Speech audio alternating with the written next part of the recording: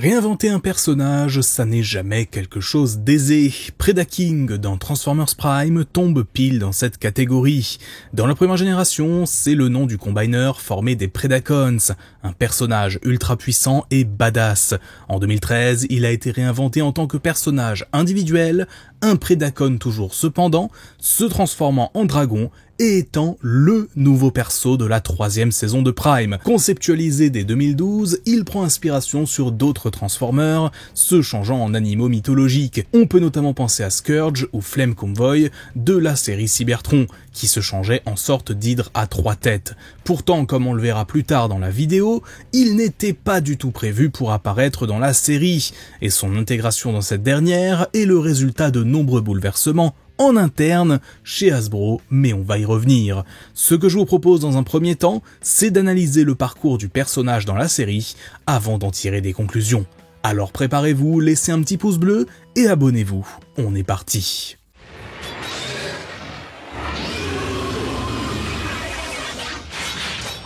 Dans Transformers Prime, Predaking a été créé en laboratoire par Shockwave. C'est un des nombreux résultats de ses expérimentations, menées à partir de restes de Predacon qu'il avait découverts sur Cybertron. Il a pu travailler dessus, notamment lorsqu'il était isolé sur Cybertron. Quand Shockwave présente Predaking à Megatron, ce dernier est d'abord perçu comme une simple créature, presque un animal. À ce moment-là, on ne sait pas encore qu'il peut se transformer, et d'ailleurs, il n'est même pas encore appelé Predaking, on le désigne simplement comme le Predacon. C'est vraiment présenté comme une bête d'expérimentation, une arme ultime, mais sans véritable personnalité ou rôle défini. Il est vu comme une machine de guerre, point final. Et c'est ainsi qu'il est traité dans les premiers épisodes de la saison 3 de Transformers Prime. Il agit essentiellement sous sa forme de dragon, attaquant les Autobots ou encore Starscream, et oui, car ce dernier est chargé de le surveiller, un peu comme un dresseur ou un gardien. Évidemment, ça ne se passe pas très bien, Predaking fait ce qu'il veut, et Starscream, fidèle à lui-même, ne parvient absolument pas à se faire respecter. Ça donne lieu à des scènes plutôt amusantes qui collent parfaitement au caractère de Starscream, prétentieux mais toujours mis à mal par plus fort que lui. Mine de rien, de manière assez discrète, la série commence à poser des bases. Predaking n'est pas seulement une brute, il est vraiment surpuissant, presque invincible même, quelles que soient les situations. Et c'est justement ce qui va donner tout son poids à la suite, notamment lorsqu'il commencera à se transformer. Mais à ce stade-là de l'histoire, on n'en est pas encore là. Ce qu'on voit d'abord, ce sont les premiers signes d'intelligence qu'il montre. Predaking commence à montrer qu'il n'est pas juste une bête. Il se met par exemple à fouiller dans les ordinateurs du vaisseau Decepticon et découvre petit à petit des informations sur les Predacons, à savoir son espèce, ainsi que le projet Predacon justement. Ce projet, mis en place par Shockwave, visait à faire renaître cette ancienne race de Cybertroniens qui avait vécu des millions d'années auparavant sur Cybertron, un peu comme les dinosaures chez nous. Une espèce puissante mais qui a disparu lors d'un cataclysme sur lequel je reviendrai plus tard. Et donc voilà, pendant que les Decepticons se trouvent dans le laboratoire de Shockwave, Predaking débarque et là, il se transforme littéralement devant tout le monde, notamment parce que Starscream, encore une fois, lui a manqué de respect. Résultat, Predaking révèle sa vraie nature. À ce moment précis, on comprend que ça n'est pas juste une grosse bestiole agressive, c'est un véritable personnage avec une volonté propre. Et ce qui est intéressant, c'est qu'au départ, sa personnalité est plutôt calme. Predaking ne cherche pas spécialement la guerre, il veut juste simplement faire renaître les siens, les autres Predacons. Et comme Shockwave travaille justement sur ce projet, il va logiquement soutenir les Decepticons dans leur mission. D'ailleurs, même Shockwave n'était pas au courant que Predaking pouvait se transformer, il n'avait simplement jamais eu de preuves concrètes que les Predacons étaient capables de le faire, mais quand il le voit, il comprend assez vite que cette capacité est probablement innée, une part intégrante de la biologie cybertronienne. En réalité, les Predacons, à l'époque de leur existence, n'ont jamais vraiment cohabité avec les Cybertroniens tels qu'on les connaît dans la série. Ils appartenaient à une ère ancienne, révolue depuis le Grand Cataclysme, un événement qui sur Cybertron est un peu l'équivalent de l'extinction des dinosaures chez nous. Le Grand Cataclysme fut provoqué par le passage d'une étoile qui perturba le soleil de Cybertron. Les effets gravitationnels expulsèrent plusieurs astéroïdes d'une ceinture, les précipitant sur la planète. De plus, la chaleur de l'étoile rouge provoqua des éruptions solaires qui déversèrent le feu et les radiations sur la planète, rendant les Predacons fous et les poussant à s'attaquer entre eux. Tandis que les Cybertroniens humanoïdes se réfugiaient sous terre et se mettaient en stase, la plupart des Predacons se restaient à la surface, subissant de plein fouet la catastrophe. Bien que Predaking à l'époque tenta de rallier ses semblables, ses efforts furent vains et presque tous périr. Ce cataclysme, il marque la fin de l'ère des Predacons et permet ainsi à d'autres Transformers de dompter les terres sauvages de Cybertron et donc de poser les bases de la civilisation plus moderne. Ce qui s'est passé concrètement, c'est que Predaking a peu à peu pris conscience de ce qu'il était, jusqu'au moment où il découvre qu'il peut se transformer, et surtout qu'il a une volonté propre, celle de devenir comme les autres Transformers. Mais pas seulement, il veut aussi que les autres Predacons puissent revenir à la vie et coexister avec les autres Cybertroniens sur la planète Cybertron, une fois que cette dernière aura été restaurée.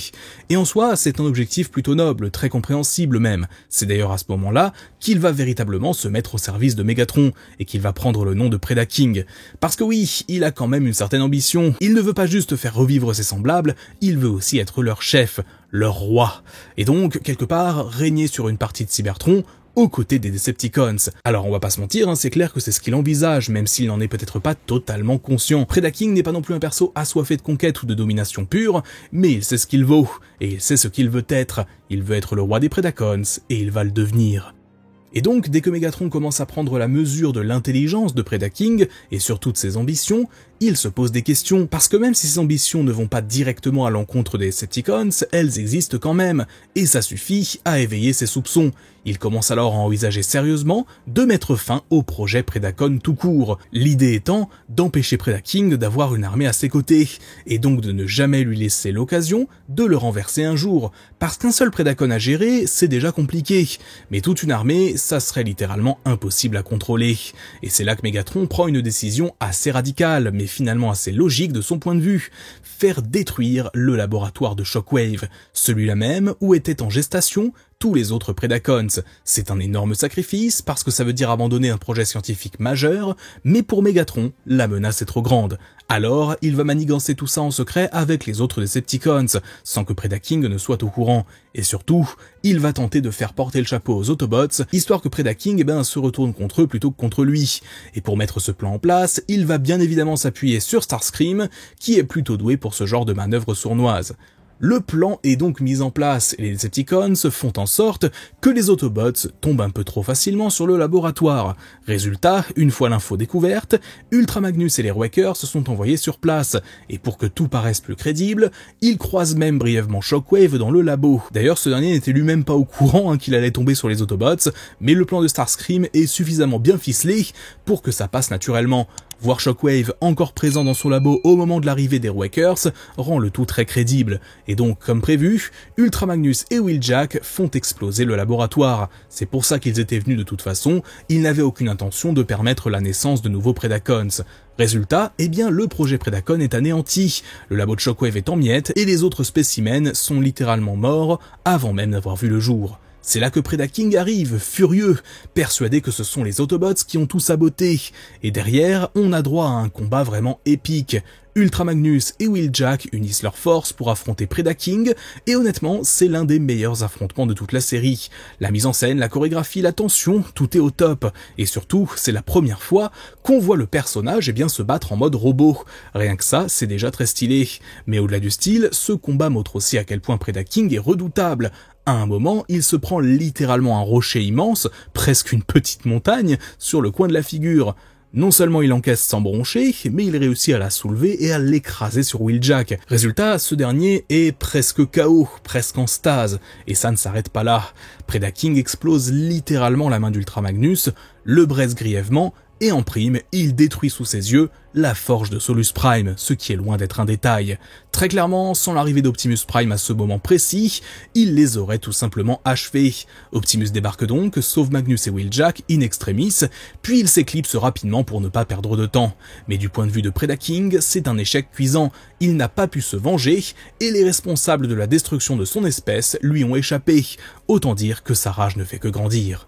À partir de là, Predaking n'a plus qu'un seul objectif en tête, affronter de nouveau Optimus Prime, pas juste les Autobots en général, non, Optimus en particulier, parce que c'est lui qui lui a arraché sa vengeance, qui lui a empêché de faire payer ce qu'il tenait pour responsable de l'extinction des Predacons. Évidemment, cette obsession va sérieusement agacer Megatron. Predaking délaisse complètement les objectifs plus militaires, plus pragmatiques presque des Decepticons, il est totalement focalisé sur sa revanche, et c'est presque devenu une mission personnelle. Mais au final, l'affrontement tant attendu avec Optimus a bien lieu. Un combat aérien d'abord, puis au sol, ultra serré, ultra tendu, et que Predaking finit par remporter.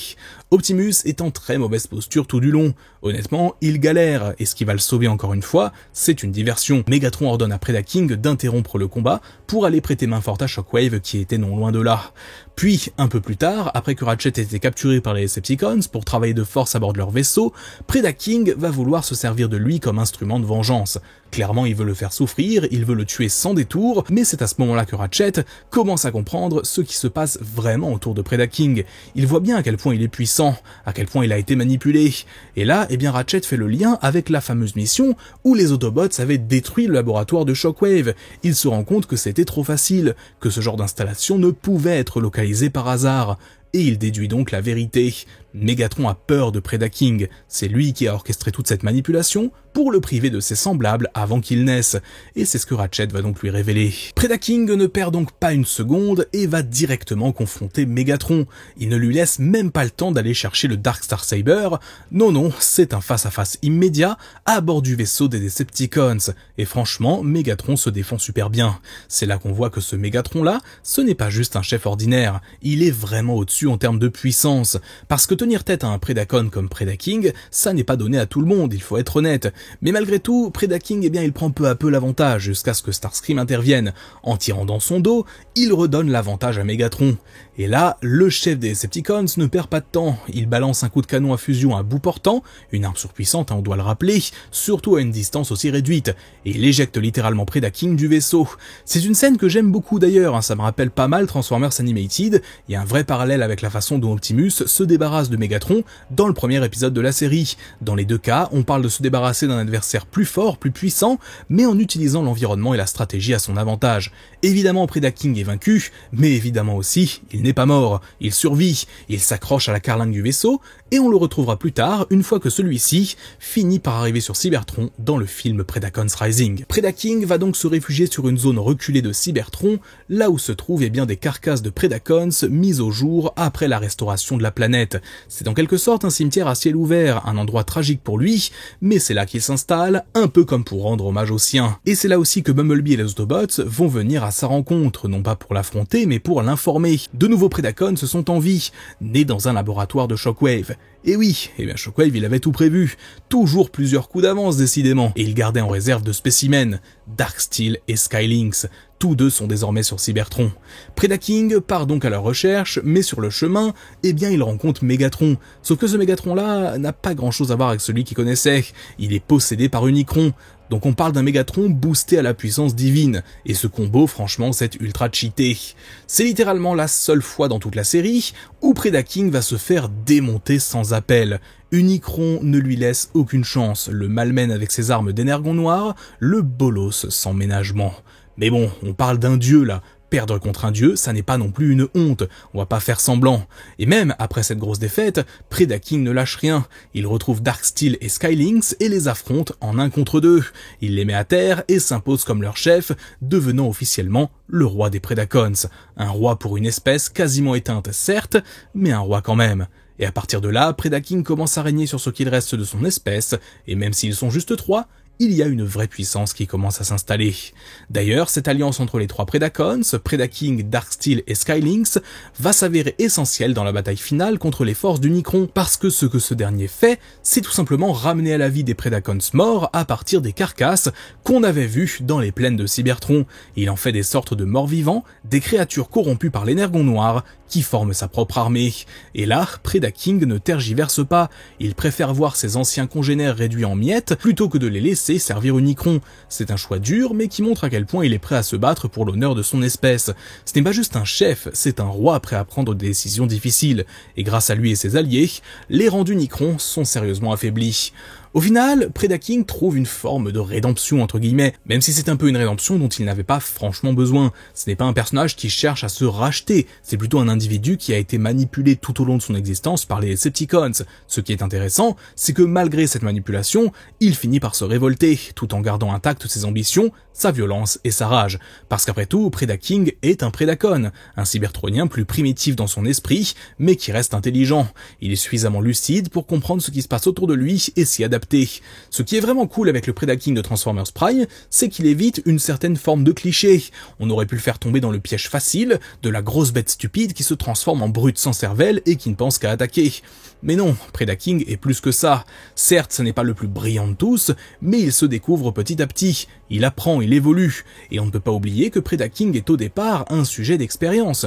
Une créature créée de toutes pièces dans un laboratoire, dont l'existence est marquée par une complexité dès le début. Pendant une bonne partie de la série, il est désorienté, perdu, ne comprenant pas vraiment ce qui se passe. Mais une fois qu'il prend conscience de la manière dont les Decepticons l'ont utilisé, qu'ils l'ont pris pour un simple pion, il prend les choses en main. Et c'est là qu'il se retourne contre eux, devenant finalement un personnage à part entière, pas juste une bête de combat. Predaking a été au centre de toute la campagne promotionnelle de la 3e saison de Transformers Prime. Intitulée Beast Hunter, cette dernière a marqué un vrai tournant dans la série, résultant de nombreux désaccords entre Hasbro et le studio, et une direction incertaine sur ce qui devait se passer pour Prime.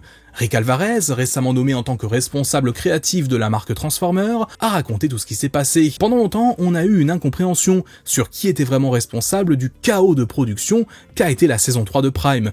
J'ai même dit à tort que c'est Rick Alvarez qui en était largement responsable. Or, eh bien, je me suis trompé. Pour remettre un peu de contexte, la marque Transformer a été supervisée jusqu'en 2012 par Aaron Archer, en charge des designs notamment de nombreux jouets, et qui a travaillé pendant plus de 10 ans sur la franchise. Il n'avait pas un rôle complètement décisionnaire, mais servait bien souvent de lien entre les créatifs d'une série et les créatifs des jouets, puisqu'il avait un pied de chaque côté en quelque sorte. Cependant, il a été promu en 2012 et a laissé son poste. Son remplaçant avait une vision bien particulière, disons, et à ma connaissance, on ne sait pas exactement de qui il s'agit. Sans doute un gros costard cravate.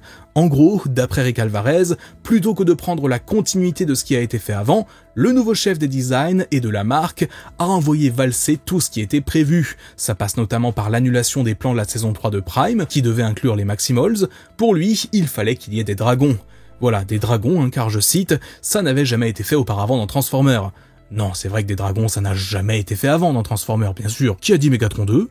Beast Hunter, en tant que concept, a donc été forcé pour tout le monde, aussi bien pour les concepteurs de jouets que pour les créatifs de la série. C'est l'exemple même de décisions mercantiles hasardeuses qui tuent tout potentiel artistique. Toute cette période, elle a donc témoigné des dissensions internes et des soucis de production que Transformers Prime a connus. Typiquement, dans les premiers épisodes de Beast Hunter, le fait que Predaking ne se transforme pas est certes un ressort scénaristique, mais aussi une contrainte, car le studio n'avait tout simplement pas fini le modèle 3D du robot à temps, et donc il a fallu retarder son arrivée à quelques épisodes après. C'est notamment aussi pour ça que la saison 3 est plus courte, et qu'avant le film Predacons Rising, on n'avait qu'un seul Predacon dans l'histoire. C'est principalement une question de budget. Si vous souhaitez en apprendre plus sur la production chaotique de Transformers Prime, je vous invite à voir ma vidéo sur le sujet. Malgré tout, eh bien, le résultat final est plus que satisfaisant, et comme je l'ai déjà dit à de nombreuses reprises, c'est fou d'être arrivé à quelque chose d'aussi bon avec un contexte aussi difficile. Récemment, Transformers Earthspark n'a pas eu la même chance. Là aussi, vidéo disponible si vous souhaitez en apprendre plus. Comme quoi, même avec les contraintes les plus dégueu, on peut aboutir à quelque chose de bien. Predaking est donc en quelque sorte le témoin d'une des périodes les plus pauvres de Transformers sur le plan créatif. Plusieurs années où beaucoup de décisions ont été prises dans le mauvais sens. Pourtant, c'est un personnage qui est devenu marquant et iconique, ayant probablement motivé l'intégration de personnages comme les Dinobots et Dragonstorm au cinéma, car les Transformers dragons ou dinosaures s'étaient revenus sur le devant de la scène. D'ailleurs, le Predaking de Transformers Prime, on ne sait finalement pas trop ce qu'il advient de lui après la série. Dans la série Robots in Disguise de 2015, Darksteel et Skylink se sont mentionnés dans un flashback par Starscream, qui explique s'être échappé après qu'il les fait prisonniers, les tuant au passage. Sauf que Predaking n'est pas visible dans ce flashback, et j'ai bien du mal à croire que Starscream, même avec tout l'armement du monde, ait pu venir à bout de lui. Voilà pour cette très longue vidéo sur le Predaking de Transformers Prime, j'espère vraiment qu'elle vous aura plu. Vous appréciez beaucoup quand je parle de personnages de cette série, donc je compte sur vous pour laisser un petit pouce bleu pour l'occasion, et me dire en commentaire ce que vous en avez pensé. Sur ce, c'est tout pour moi, c'était Magnus, on se dit à très vite. Ciao!